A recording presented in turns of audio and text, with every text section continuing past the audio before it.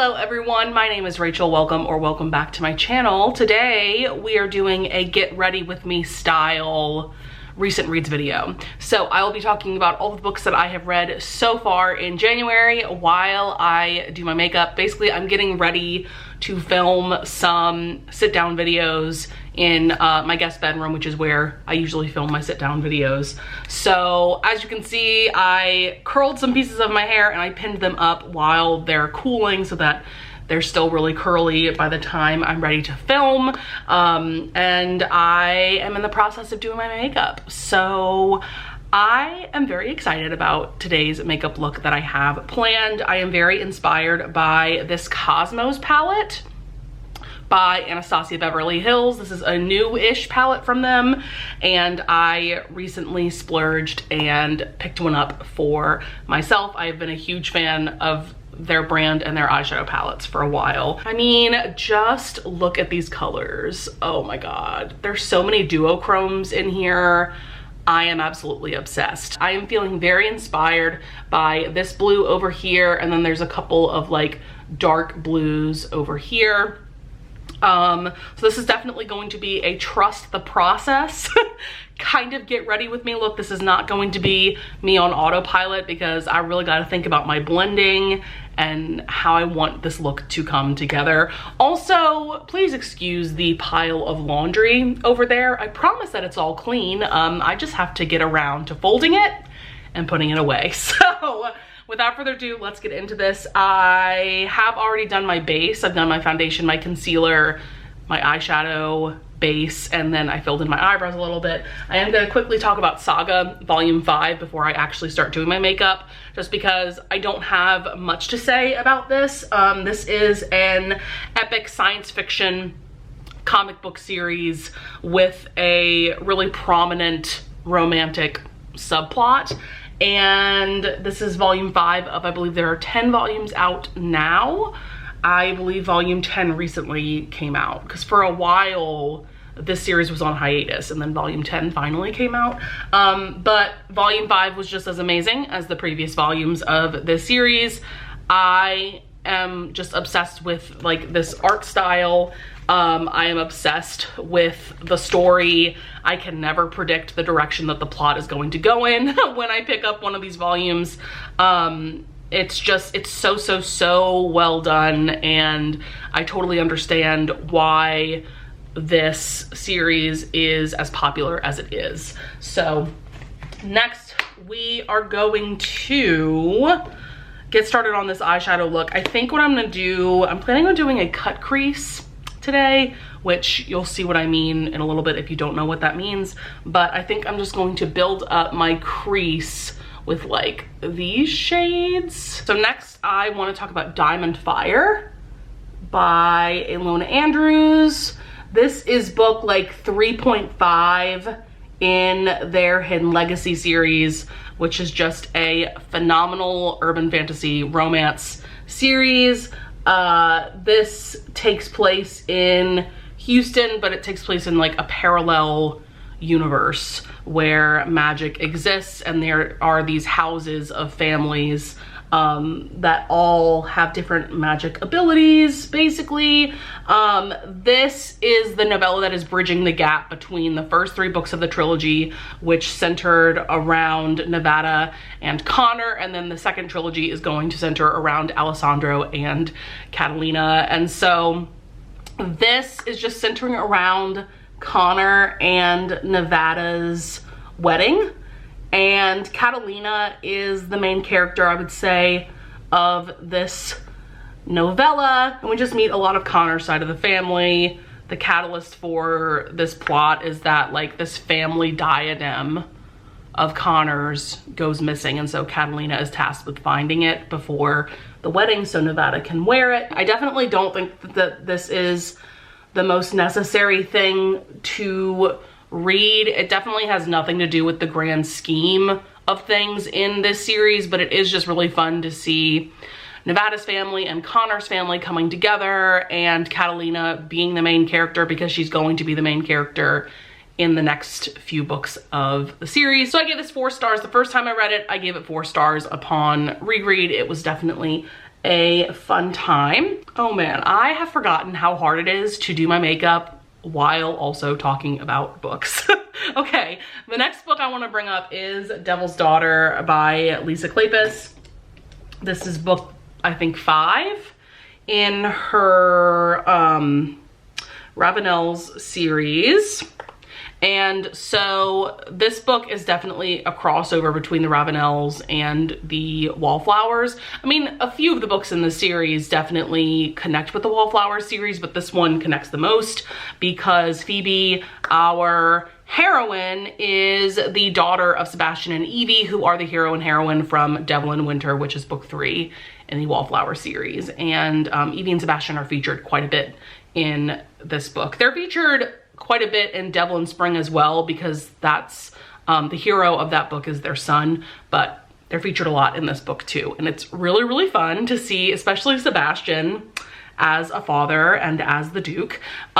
So this is about Phoebe, our heroine, and she is a widow. She has one son. Yeah, I'm getting my single parent historicals mixed up. Yeah, she only has one child. And so the beginning of this book, we are seeing Phoebe's brother Gabriel getting married to Pandora. So the hero and heroine from Devil in Spring, they're getting married in this book. And so everyone from both families are coming together, and West Ravenel is our hero, who is the brother of Devon, who was the hero in book 1. And so they're all coming to Devon's family's estate, given that Pandora is a part of that family. So Phoebe and West meet for the first time. They kind of start off on the wrong foot. Phoebe doesn't really like West. I can't remember specifically why. And West is just entertained and intrigued by Phoebe. And so West has a really great character arc that starts all the way back in book 1. So for that reason alone, I would definitely recommend reading this book. I mean, reading this series in order. But in book 1, we see that he was definitely a rake, definitely kind of a wastrel. But through his brother taking over this earldom and taking over this estate, he basically gets really into farming. And so basically West is a completely different person, but Phoebe kind of judges West based on who he used to be. Also, oh, now I remember why she hated him so much. It was because he used to bully her husband, her now dead husband, when they were both at boarding school. And so yeah, she holds a grudge against him for that. I can't believe I forgot that, but anyways, and so while they are at this estate together, you know, celebrating this marriage, they get to know each other and they just have this like undeniable chemistry. I love how West interacts with Phoebe's son. That's one of the things I always adore about single parent romances in general, but for some reason with a historical setting that's like heightened the single parent trope. I don't know, I love it so much. And I loved seeing West's like full circle character arc from book 1 to the end of this book, you know, being with Phoebe, being a father figure to her son. Yeah, it's just really beautiful. Some really quality sex scenes in this as well. I just really loved it. Next up, we have Holly Jolly Ever After by Julie Murphy and Sierra Simone. This is book 2 in their, I think it's like the Christmas Notch series. This is a series that centers around this like Hallmark Channel like movie production company run by this guy Teddy, who also runs a porn company. So we have some interesting crossover going on there between the two companies. So we have our hero Callum. He was a part of this very famous boy band, think Backstreet Boys, NSYNC. The hero from book 1 was also a part of this boy band. So Callum is going to play the male lead in this film that is a part of a new venture for the Hope Channel. it's like Hope Channel After Dark, where they're gonna have some sex scenes in the movie, but they're not like graphic. You don't see anything, you just know what's going on. Does that make sense? And so yeah, he is going to play the male main character. And then we have Winnie, our heroine, who is going to play the female character. And she is also someone who was very famous as a child and a teenager, but she was in this really popular like Christian family TV show. She definitely grew up with a very conservative Christian upbringing. A huge theme in this book for Winnie is dealing with and coping with growing up in purity culture, basically. And so she was married for some time, she's now divorced, and so she is going to play the female lead in this movie with Callum. Of course, it's their romance. Something I do quickly want to mention, that some people might deem this to be a spoiler, but I definitely think it's worth bringing up. There is surprise pregnancy in this, and there is a miscarriage scare. So I would know that before going in, especially about the miscarriage scare, because I'm sure that that could be triggering for some readers. I really enjoyed this. Like I said, I loved Winnie's journey, especially with her, you know, dealing with growing up in this purity culture. And she has this really great sexual awakening with herself and also with Callum. They have some fun times together while they're falling for each other. And I just love that. I thought that that was so well written. I think a lot of people could relate to Winnie's journey. Callum was a really great hero. He has a dad bod. We love that. We love a hero with a dad bod. And yeah, overall this was just a fun time. I really enjoy this series. There's also a novella called Snow Place in Like LA that is an MM romance that I really enjoyed as well. I definitely plan on reading future books in this series as they are being released. I definitely would recommend it if you're looking for a fun and sexy Christmas romance. Okay, I think I've built up the crease and outer corner well enough for now. So let's get into the actual cut crease.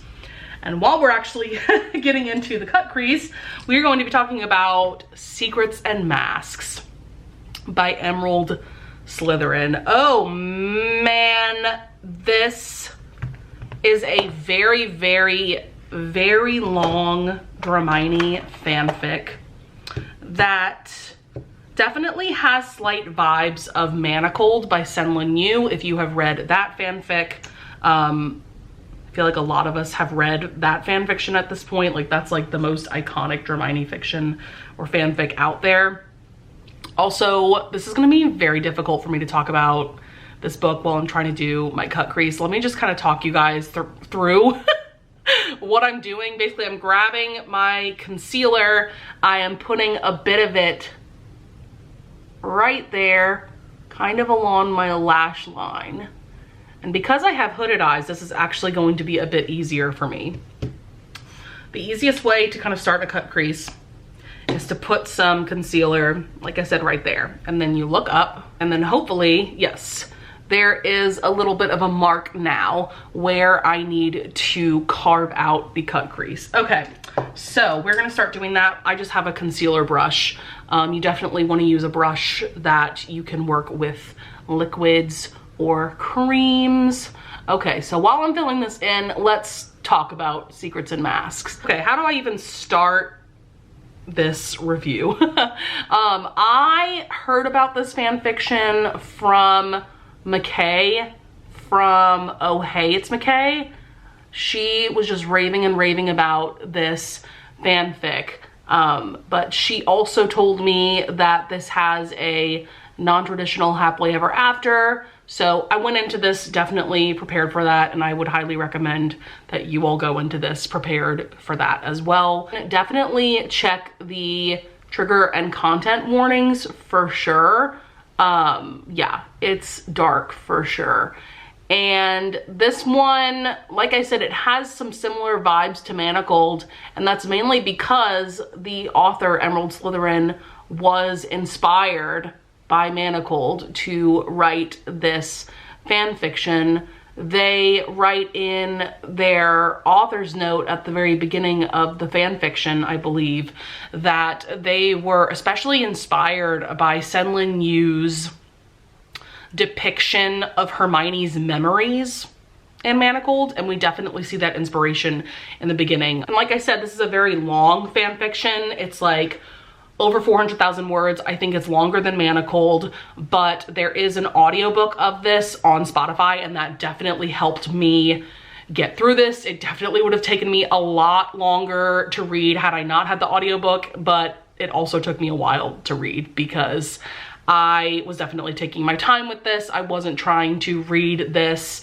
all in one go. I was reading other books while I was working my way through this one. Patience is key when it comes to carving out a cut crease, my friends. This one starts, we have been in the Wizarding War for 10 years. By the way, something I like about this fan fiction is that Harry's not dead. We love that. And Manacled, like the very first sentence of the synopsis is that Harry is dead. But this war has been going on, I think, a lot longer than in Manacled mainly because Harry is still living and they're still looking for the Horcruxes during all of this time. This is also similar to Manacled in that Draco is now Voldemort's right-hand man. He is known as a demon mask. Basically, Voldemort has these tiers of his followers and his soldiers, and the demon mask is the highest level. He has only 2 people that are demon masks, one of them being Draco and the other being Bellatrix. So there is this mission in particular where Hermione and some of the Order members are trying to rescue some people that Voldemort and his Death Eaters have taken captive. And all is going well until Draco shows up on the scene with this big old black dragon that he has. That only answers to him. Like, if you love dragons, you gotta read this fan fiction for sure. So he ends up taking Hermione captive and things go on from there. It took me a while to get on board with this Draco. I found him harder to root for than the Draco in Manacled. And I can't really explain why without getting into spoilers, but just know, like, this is a very, very dark romance between Hermione and Draco. It's definitely enemies to lovers, hate to love. You know, he takes her captive. He's trying to go through her memories, which is where the inspiration for Manacled comes in. And so their first few intimate scenes together are just straight up hate sex, and it's everything. I think that's as good as I'm gonna get with this cut crease. It's really hard to get something like this identical enough on both eyes. There is this really cool found family aspect with Draco, Blaise, Theo, and a few other characters that Hermione finds herself becoming a part of. And this is very incredibly dark. There's a lot of violence and torture and things like that going on. I feel like if you were able to read Manacled, I think you'll be fine reading this in terms of the darker elements. Definitely while I was reading it and right after finishing it, I loved it. I gave it 5 stars, but for me, I couldn't help but compare it to Manacled, and I just thought to myself, well, it's definitely not as good as Manacled, you know, moving on. It was a good time, you know, but the more that I'm reflecting on it, yes, it's not as good as Manacled because the writing in Manacled is just like next level in my opinion. The writing in this was fine, it was good, you know, but it wasn't like a masterpiece, right? But I still adored the story that this author told, and I would highly recommend it. Like I said, there's an audiobook for it on Spotify. So all that to say, thank you so much, McKay, for recommending this fan fiction and for chatting about it with me, because as I was reading the different plot twists and the ending, like, I needed to vent to someone, and so I vented to McKay. I'm going to fill this in with this amazing blue right here. So next we have another Dramione fanfic, but I just wanted to read something that was really short and really fun, and this was like the perfect one to go with. This is Season Pass, in parentheses, to this ass, by Might Be Writing, and this one's really short. It's like novella length. So in this fan fiction, Hermione has been with, oh, are we seeing this color, you guys? I am deceased. So Hermione has been with Ron since the war, but we're seeing that their relationship is not going well. And so like as they're breaking up, they're having this kind of like dumb fight about Quidditch and how Hermione's not into it. And so like after they break up, Hermione decides to really get into Quidditch and become a fan of it, but she roots for the rival team to the team that Ron is into. And so this is how Draco comes in to the story, because he is a beater for this rival team. So Draco and Hermione end up running into each other after one of his games, and they have what Hermione thinks is just going to be a one-night stand. By the way, if you want to see just a hot himbo Draco Malfoy, like his character in this is definitely not true to canon at all, but it's a fun time. Like I would definitely recommend this. Also, there's an audiobook for this on Spotify. And so yeah, they have what Hermione thinks is going to be a one-night stand. But Draco surprises Hermione and he actually wants to try having a relationship. This was just a really fun time, very sexy, by the way. One of the things I loved about this fic is that while Draco and Hermione are having their first, you know, their one-night stand, Hermione brings up to Draco that she has never been able to find true pleasure with a partner, if you get my meaning. And so Draco is willing to try anything to make sure that Hermione is having a good time. You gotta love a man who's willing to take notes, you know what I mean? So that was just a really great scene, and this was just overall a good time. I give this 4 stars. Definitely would recommend it if you are someone like me who has just read a very heavy Dramione fan fiction and you want something a lot lighter. This is definitely one to go with. Okay, next book. Oh my God, you guys. I am now officially a Carissa Broadbent girly.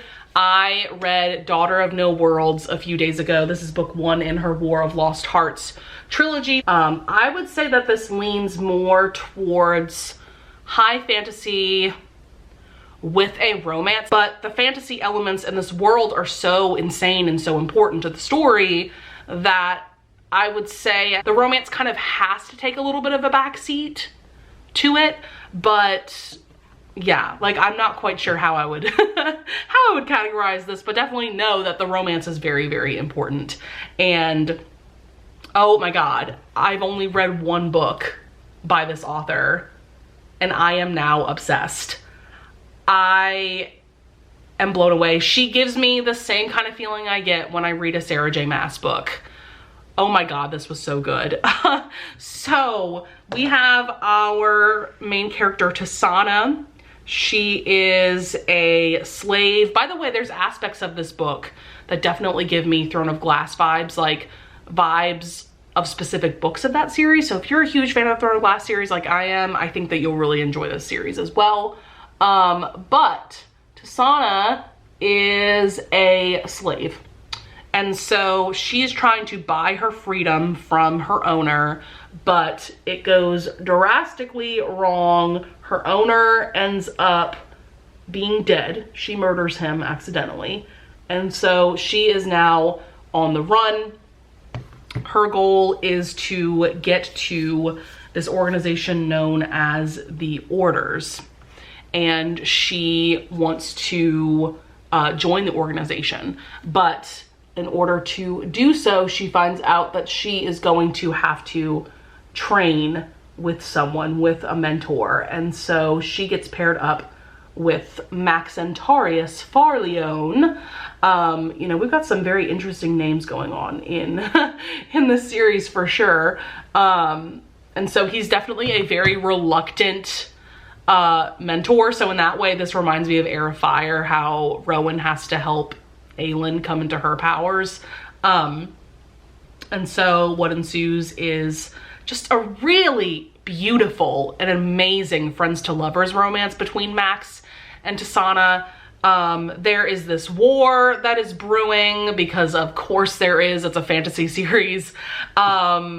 And as Tasana is, you know, joining this order, joining this group of magic users, essentially, we are also introduced to this like insane sentient magic that can possess people. Like, I don't want to spoil anything, so I'm gonna leave it at that, but like, there is so much going on in just this first book, and it is all done so well. Like, this is easily one of the best first books in a series that I have ever read. Truly, I just thought this was a beautifully crafted fantasy or fantasy romance. Still not quite sure how I would categorize this, but just know I am so excited to read books 2 and 3 because I have heard that those books are somehow even better. I feel like those 2 books are just gonna break my brain because this first book alone, like, literally I was listening to the audiobook while reading my physical version, and I had to like stop the audiobook at times because I needed to like sit back for a second and process what I just read and how amazing and epic it was. I have now bought every book that Carissa Broadbent has ever written. I plan on reading book 2 probably at some point in February. I feel like I still need to process this book before I can go into book 2, but just know that I cannot recommend it highly enough. Oh my God, like, this truly is the epitome of fantasy and romance and fantasy romance. Like, this was just so incredible. Okay, next up, I want to talk about City of Fallen Angels by Cassandra Clare. This is the 4th book in the Mortal Instruments series. So if you've been watching any of my like Vlogmas vlogs or recent videos, I think I brought this up in my most recent video now that I'm thinking about it. I have been rereading all of the Shadowhunter books. This is going to be probably a year-long project, honestly, because there's so many books in this world and in this series. Because I want to finally jump into the last 2 books of the Last Hours trilogy, which is the most recent series in this world. So I've just been having such a good time rereading this book, or rereading this series. So like I said, this is book 4 of the Mortal Instruments series. This one I actually enjoyed a little bit less than I did when I read it the first time, which is weird because all the other books that I've been reading I've enjoyed more upon reread. This one I found to be a little bit boring this time around. However, let me just tell you, Ed Westwick, aka Chuck Bass, is one of the narrators for this audiobook, and it's everything. He does a really great job. Like, I wish that he narrated more audiobooks because I was really impressed with his performance. He did a really great job. So yeah, this was like a good time. Definitely the weakest book of the series, but I'm still looking forward to rereading the rest of the series and rereading the Infernal Devices. Next up, I want to talk about The Fake Mate by Lana Ferguson. This is now the 2nd book that I have read by this author. I read The Nanny last year and I really enjoyed that book. I gave that book 5 stars. I really enjoyed this one too. This one was a 4-star book for me, but this one is a paranormal romance, specifically an Omegaverse werewolf shifter romance, which was quite the surprise given that The Nanny was just a straight up contemporary regular old romance. But this one is a fake mating situation. So we have Mackenzie, our main character, and then we have Noah, our other main character. And so they both go into this fake mating arrangement that definitely benefits Noah more, but Mackenzie also has her own reasons for going into this. And so this is like a Grumpy Sunshine vibe for sure. Noah, I really loved his character. He is a gentleman, a true gentleman, but he's also a grump, and he falls first for Mackenzie, so that was really fun. And it was just really fun to see an Omegaverse romance that's traditionally published Like, has that ever been a thing before? I was very surprised to see that this was traditionally published. Also, I want to mention before I forget, the audiobook for this was amazing. Joe Arden is one of the narrators, and I think that he did such a great job narrating Noah's POV. So yeah, in the first half, I was absolutely loving this. I was getting like a 5-star feeling reading the first half. Also, I want to mention that Mackenzie is an Omega and Noah is an Alpha, but in this world, Alphas and Omegas are super rare. So the fact that they find each other is like really crazy and amazing. But anyways, first half was loving this. In the second half, there was like, I don't know, some kind of like annoying miscommunication going on. And the third act breakup conflict situation was dumb as well. And I think that Noah could have groveled a bit more now that I'm thinking about it with that whole situation. So I ended up downgrading my rating to 4 stars, but I still really enjoyed it and would definitely recommend it. I think this is a really good book to read if you are someone who is just now trying out Omegaverse romances or getting into them, because I do think that the concept is kind of confusing. I'm not going to get into what that is because like I'm not the best person to be explaining that honestly, because I haven't read that many, but I do think that this is a good introduction into what they are. Okay, I actually only have one book left to talk about. It has taken me so long to do this eyeshadow look, so I'm gonna finish all of my makeup and I will be right back.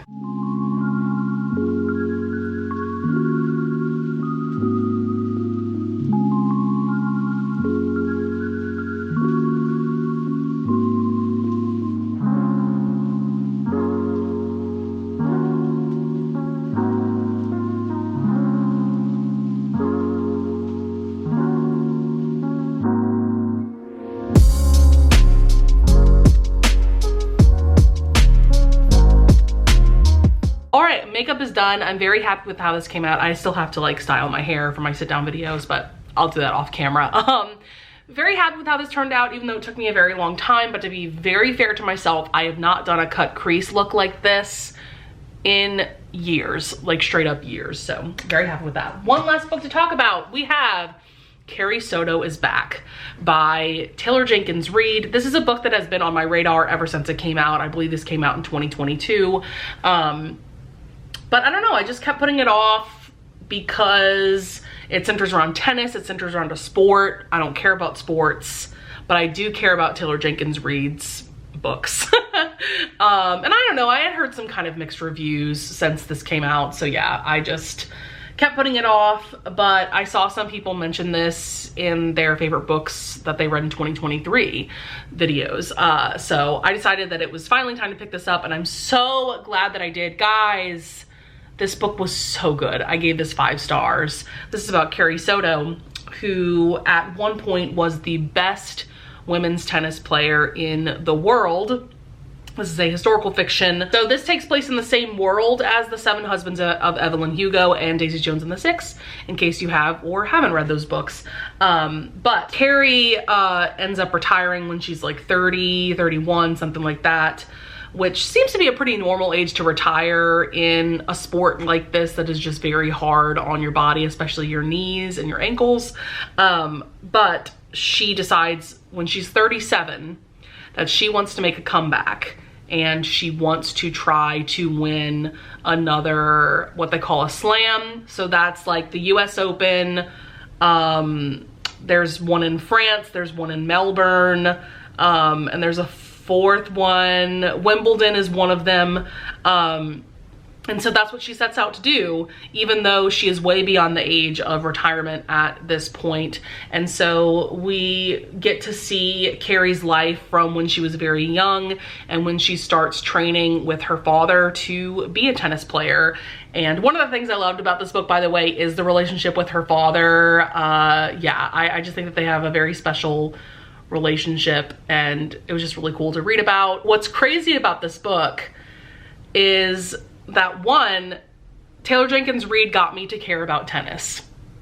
I am someone who is so not into sports at all, but the fact that she had me on the edge of my seat during all of these tennis matches, and I was so invested. I had to know who was going to win each match.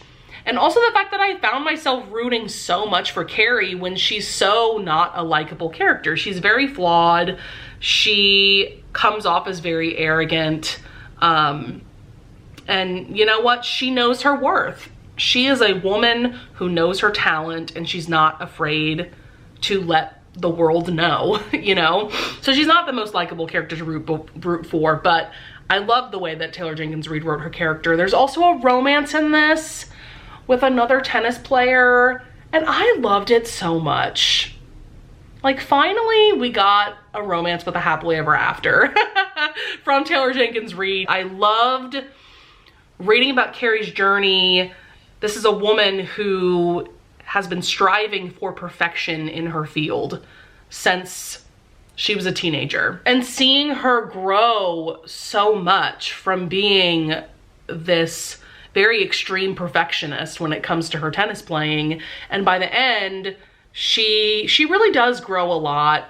And I loved how this ended. I thought that it was like the perfect ending, even though it made me a little bit sad. And I did cry a bit throughout this book. There's a lot of emotions going on. But I think if you're someone who has dedicated their life to a sport or to the arts, like me personally, I'm an opera singer, I'm a musical theater performer, and for quite a while, like in my teen years into my early adulthood, like I was so like 1,000,000% invested in musical theater. And then when I went into college, I was 1,000,000% invested in opera. So like, I understand when you make your life all about your career, you know? And I don't know, it was really great to see this strong woman going through her journey, going through her career. I just thought that this was so well written, so fast paced. Oh my God, like I flew through the first 2/3 of this book, I feel like in just a couple hours. Very, very well done. And I cannot wait to see what Taylor Jenkins Reid comes out with next, because I don't think she came out with a book last year. So hopefully she comes out with something new this year. So that is going to be it for my most recent reads video. I hope that you guys enjoyed seeing me struggle with getting ready today. This was definitely a process, definitely a trust the process kind of video for sure. But I would love it if you would leave a comment down below if you want to discuss any of the books that I brought up in this video, if you want to give me any recommendations. I am very much in my fantasy and fantasy romance and Dramione fanfiction eras right now. So if you want to give me some recommendations for that, I would love that. Also, I would love it if you would leave a like and subscribe. And I thank you so much in advance if you do. And with all of that being said, I will see you guys in the next video. Bye.